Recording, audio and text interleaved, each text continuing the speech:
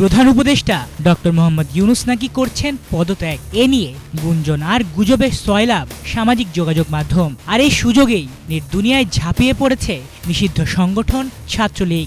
মিথ্যে আর গুজব ছড়ানো তথ্য উন্মাদের মতো পোস্ট করছেন ফ্যাসিস্ট হাসিনা পুত্র সজীব ওয়াজেদ জয়। সম্প্রতি সামাজিক যোগাযোগ মাধ্যমে ব্যাপক গুজব ছড়িয়ে পড়ে অভিমান করে নাকি পদত্যাগ করার সিদ্ধান্ত নিচ্ছেন প্রধান উপদেষ্টা ডক্টর মোহাম্মদ ইউনূস।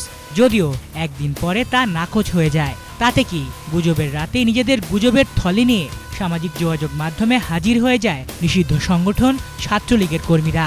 ডক্টর ইউনূসকে নিয়ে একের পর এক বিকৃত পোস্ট চলছেই। কখনো প্রধান উপদেষ্টাকে নিয়ে বানোয়াট ভুয়া তথ্য দেয়া হচ্ছে, আবার কখনো তার পদত্যাগের দাবি নিয়ে পোস্ট করছে তারা। শুধু তাই না, আরেকদিকে সুদূর যুক্তরাষ্ট্রে বসে গুজব বাণিজ্যটা নিজের করে নিয়েছেন ফ্যাসিস্ট হাসিনা পুত্র সজীব ওয়াজেদ জয়, যেখানে খোদ ডক্টর ইউনূসের শপথ গ্রহণ করাকে বেআইনি বলার মতো প্রলাপ বকেছেন তিনি।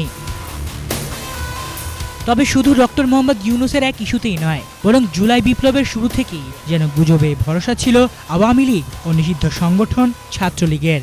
গত বছর গণ অভ্যুত্থানের সময়ও দেখা গেছে শেখ হাসিনা সোশ্যাল মিডিয়া তথা ফেসবুক, ব্লগ, টুইটারে গুজব ছড়িয়ে ছাত্রলীগ, যুবলীগ, আওয়ামী লীগ ও পুলিশের দলদাস কর্মকর্তাদের উস্কানি দিয়ে গণহত্যা চালিয়েছিলেন। তিনি দিল্লি পালানোর পর বলতে গেলে 1949 সালে জন্ম নেওয়া আওয়ামী লীগের রাজনৈতিক অপমৃত্যু ঘটে।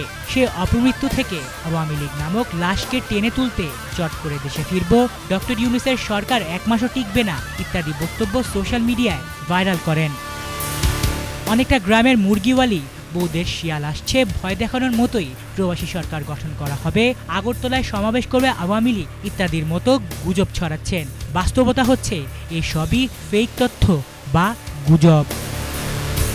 আলিফ চৌধুরী, বাংলা ভিশন।